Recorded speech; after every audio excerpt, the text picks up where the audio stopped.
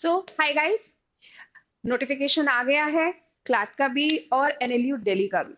बहुत सारे लोग क्लैट को एस्पायर करते हैं। जो क्लैट को एस्पायर करते हैं वो एनएलयू दिल्ली को भी एस्पायर करते हैं। और आप सभी को पता है कि एनएलयू दिल्ली क्लैट का पार्ट नहीं है, और एनएलयू दिल्ली अपने आप में एक बहुत ही प्रेस्टिजियस यूनिवर्सिटी है। Not just in terms of placement but in terms of academics also. ये आपको वो बहुत सारे कोर्सेज ऑफर करती है, वो एक्सपोजर ऑफर करती है। दिल्ली में है, सुप्रीम कोर्ट है, कई तरह की तमाम फर्म्स हैं।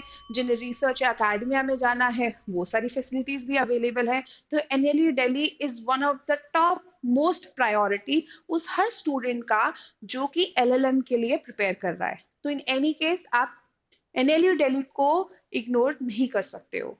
तो हम एक छोटा सा video legal edge after college आपके लिए लेकर आए हैं। यहाँ पे मैं आपसे डिस्कस करूंगी एनएलयू दिल्ली के एंट्रेंस एग्जाम का syllabus, how to approach it, and basically nitty gritty about the exams, ताकि आप उसके लिए मेंटली प्रिपेयर रहें।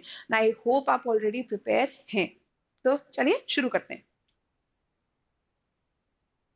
तो ये देखिए, नेशनल लॉ यूनिवर्सिटी दिल्ली का एग्जाम जैसे कि ग्रेजुएशन में एलिट है, वैसे मास्टर्स में भी एलिट पीजी कहलाता है।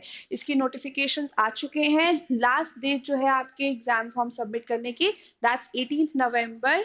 हो सकता है, I am not sure, demand हुई तो लास्ट डेट एक्सटेंड की जा सकती है, but I would request please extension के लिए वेट नहीं करना। टाइमली अपना फॉर्म सबमिट कर देना, जिससे लास्ट मोमेंट पे कोई हसल नहीं हो। एडमिट कार्ड आपके 28 नवंबर तक आ जाएंगे, और आपके एग्जाम की डेट है 8 ऑफ दिसंबर। तो आज से डेज काउंट करना शुरू कर दो। आज से अपनी प्रिपरेशन में जुट जाओ, ताकि जब एग्जाम आए तो पूरी तरीके से तैयार रहो। राइट, नेक्स्ट ये देखिए, हम थोड़ा सा प्रोग्राम डिटेल्स के बारे में भी बात कर लेंगे। हालांकि इनका एक न्यू प्रोग्राम शुरू हुआ है which is a non residential programme, पर इस वीडियो में I focus about their residential programme. LLM like any other national university यहाँ पे भी एक ही साल का होता है। ठीक है, इनका एलिजिबिलिटी क्राइटेरिया भी इज 55% आपके ग्रेजुएशन में होने जरूरी है। अगर आप फाइनल ईयर में हैं तो भी आप एग्जाम दे सकते हैं, बिकॉज बाय द टाइम जब तक एडमिशन प्रोसेस बिगिन करेगा तब तक आपका रिजल्ट आपके हाथ में होगा। But provided make sure 55% general category के लिए। बाकी कैटेगरी के लिए SC ST या पर्सन विद डिसेबिलिटी कैटेगरी के लिए 50% की रिक्वायरमेंट है। राइट, नंबर ऑफ सीट्स देख लेते हैं। दे हैव 70 + 10, 70 उनके लिए जो एलिट के थ्रू एग्जाम्स के थ्रू एडमिशन ले रहे हैं। It includes all the categories, general, SC ST and person with disability. जो एडिशनल 10 सीट्स है वो फॉरेन नेशनल्स के लिए है। तो वो दो कैटेगरी में 5 सीट्स डिवाइड करी गई है, जिसके लिए एलिट के एग्जाम देने की जरूरत नहीं है। It's exempted. और एडिशनल जो एक सीट है वो है आपके कश्मीरी माइग्रेंट्स के लिए, which is again not part of your 70 + 10 का स्कीम। तो नंबर ऑफ सीट्स काफी है, ऐसा नहीं कि नंबर ऑफ सीट्स कम है। नंबर ऑफ सीट्स देके बिल्कुल इग्नोर नहीं करना। Considering the reputation of the university, I would advise all of you to take this exam very seriously. Next, इतने स्पेशलाइजेशन तो कोई और नेशनल लॉ यूनिवर्सिटी ऑफर नहीं करती है। मैं खुद नेशनल लॉ यूनिवर्सिटी से मास्टर्स किया है, trust me. They offer specialisation in criminal law, banking and finance studies, intellectual property law, commercial law, environmental law and justice, consumer law, health law and policy and taxation law. But एक छोटा सा catch ये है कि ये specialisation depend करता है number of students demanding that particular specialisation. अगर मान के चलो for an example last taxation law में अगर डिमांड कम है, वो एक या दो बच्चे ही हैं आउट ऑफ 70 + 10 + 1, बेसिकली 81 स्टूडेंट जिसमें जिन्हें टैक्सेशन लॉ चाहिए, तो देयर आर चांसेस कि वो उस साल टैक्सेशन लॉ ऑफर नहीं करे। तो उनके पास है सब कुछ, they would basically offer all the things, बस वो कंडक्ट होगा या नहीं उस साल, वो स्पेशलाइजेशन रन होगा या नहीं, ये इस पे डिपेंड करता है कि नंबर ऑफ द स्टूडेंट्स कितने हैं जो उस पर्टिकुलर स्पेशलाइजेशन की डिमांड कर रहे हैं। अब दी मेजर चीज, आपका एग्जाम पैटर्न क्या होगा। राइट, एनएलयू दिल्ली अभी भी ट्रेडिशनल मोड फॉलो करता है। तो आपका एग्जाम जो है वो ऑफलाइन मोड में कंडक्ट किया जाएगा, जहाँ पे नंबर ऑफ द क्वेश्चंस होंगे 100। आपसे हम 100 MCQ बेस्ड क्वेश्चन पूछे जाएंगे। MCQ बेस्ड इनका पैटर्न है, 100 MCQ based question offline mode में, and each question will carry 1 mark. हर क्वेश्चन 1 मार्क कैरी करेगा, which means it is a paper of 100 marks, but provided with negative marking. हर question पे 0.25 mark की 0.25 की negative marking है, और आपको जो टाइम मिलेगा वो होगा 120 मिनट्स। तो इफ यू रफली कैलकुलेट 120 मिनट्स यानी 2 घंटे में आपको 100 क्वेश्चन सॉल्व करने हैं एमसीक्यू बेस्ड। तो आपके पास 1 मिनट कुछ सेकंड एक क्वेश्चन के लिए है। तो जब 1 मिनट कुछ सेकंड कुछ क्वेश्चन के लिए होता है ना, तो दो मेजर चीजें बहुत ज्यादा इंपॉर्टेंट हो जाती है। सबसे पहला एक्यूरेसी। क्यों? क्योंकि नेगेटिव मार्किंग है 0.25 का। ज्यादा अगर इनएक्यूरेट कर दिया तो एक्यूरेट क्वेश्चन भी किसी काम के नहीं रहेंगे, बिकॉज नेगेटिव मार्किंग अच्छा खासा स्कोर आपका ले जाएगा। And because it's just only 1 minute few second for a question, तो आपको टाइमली भी अपना क्वेश्चन पेपर खत्म करना पड़ेगा। सो एक्यूरेसी एंड टाइम मैनेजमेंट, ये दोनों चीजें एक डिसाइडिंग फैक्टर हो जाता है कि आप इस एग्जाम को एक्सेल करेंगे या नहीं करेंगे। लास्टली, मान के चलिए कि किसी दो स्टूडेंट्स के बीच में टाई है उनके रिजल्ट के बीच में। अगर मान के चलिए I have scored 80 marks and the other student have also scored 80 marks, तो उसमें ये कंसीडर किया जाएगा कि एज वाइज कौन सा स्टूडेंट बड़ा है। और मान के चलो अगर एज में भी टाई है, तो they would consider a computerised draw of lots. अब आते हैं मेन पार्ट पे, जो है आपका सिलेबस। क्योंकि यही एक चीज है जो आपको हेल्प करेगी if you have a thorough understanding कि आपसे पूछा क्या जा रहा है, राइट? तो देखो, सिलेबस में दीज आर द सब्जेक्ट्स जो आपसे पूछे जाएंगे। इसमें से कोई भी सब्जेक्ट नया नहीं है। ये सब्जेक्ट, सारे सब्जेक्ट आपने पढ़े हुए हैं अपने ग्रेजुएशन में, आपको कहीं ना कहीं उन सब्जेक्ट्स का आइडिया है। Constitution, jurisprudence, administrative law, law of contract, criminal laws, law of torts, public international law, family law, property law, tax law, environmental law, and lastly labor and industrial law।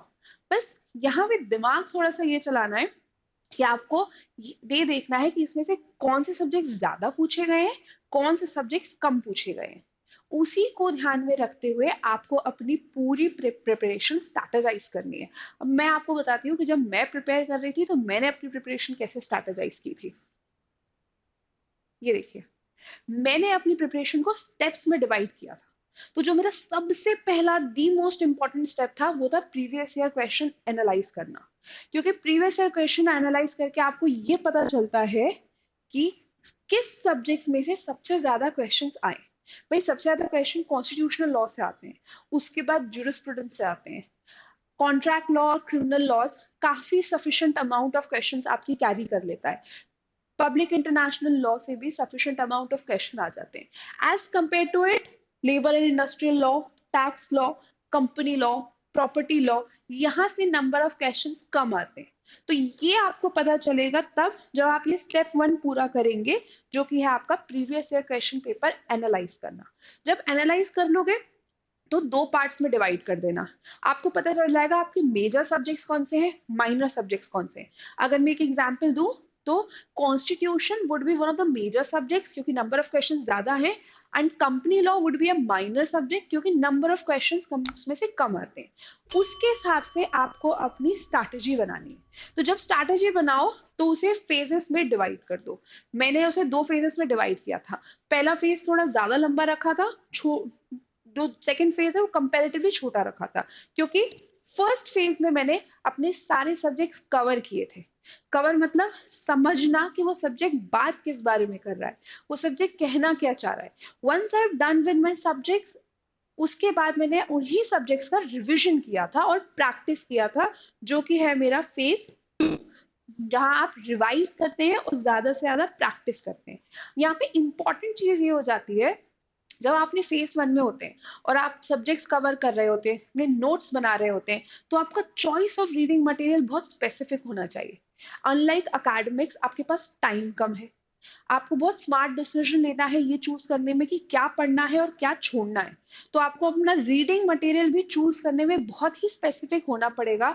You can not consider 4 books for one subject, otherwise date निकल जाएगी और subject कभी खत्म हो ही नहीं पाएगा। So you have to be very choosy. Lastly, जो भी प्लान बनाओ अपने लिए वो काफी रियलिस्टिक बनाना। इट्स वेरी इम्पॉसिबल कि डे 1 से ही 16 घंटे की सिटिंग कर सको। तो धीरे धीरे नंबर ऑफ आवर्स बढ़ते हैं। तो जो भी प्लान बनाओ वो काफी रियलिस्टिक प्लान होना चाहिए।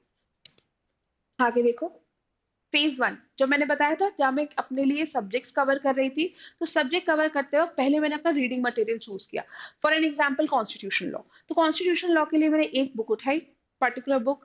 अगर आपको जानना है कौन सी बुक्स, उसके लिए ऑलरेडी हमारे पास मटेरियल अवेलेबल है, आप वो देख सकते हैं। राइट, वीडियो देखते रहना। तो मैंने अपने लिए डिसाइड की कि मुझे कौन सा रीडिंग मटेरियल चूज करना है।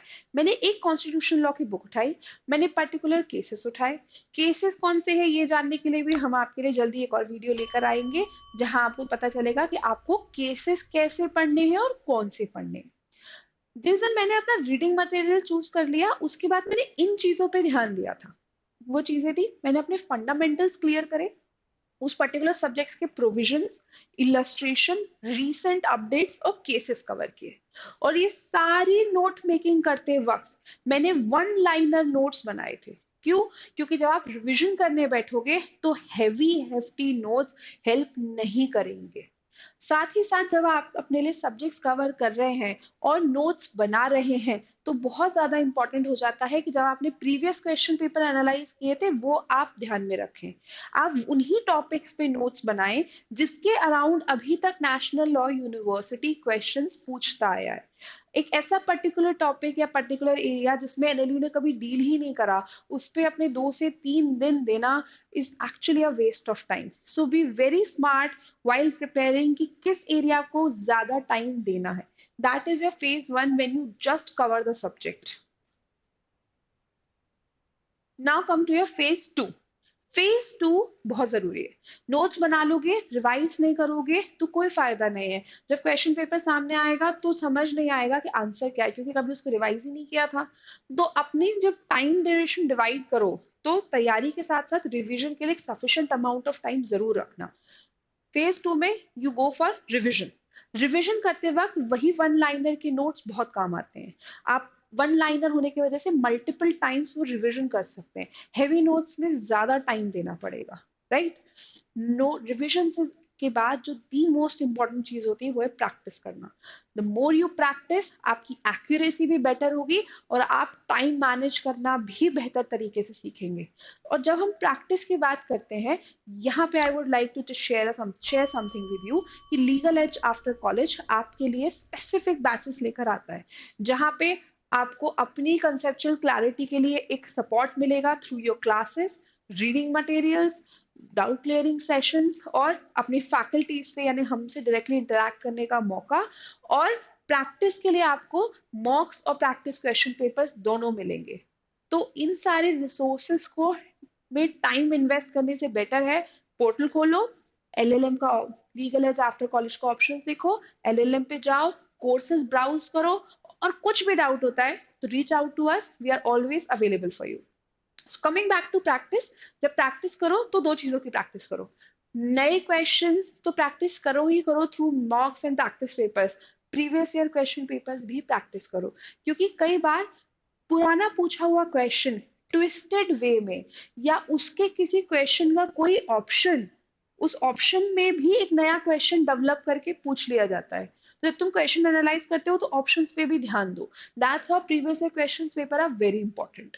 और जब प्रैक्टिस करो तो दो मेन चीजों पर ध्यान रखो, एक आपकी एक्यूरेसी और दूसरा आपका time management. I hope this video was helpful for you कि अपनी जब प्रिपरेशन शुरू कर दी है या फिर करने वाले हो तो ये सारी चीजों का आप ध्यान रखोगे। You know the exam, you know the exam pattern, you know the subjects and you know how to prepare. And अगर चैनल को लाइक सब्सक्राइब नहीं किया है तो प्लीज कर लो। हम काफी सारे वीडियोस आपके लिए ऐसे लाते रहते हैं जो आपकी प्रिपरेशन में आप ही की हेल्प करेंगे। प्लीज सब्सक्राइब, और किसी की हेल्प हो सकती है तो शेयर करो, and please like the video if you like it. Thank you.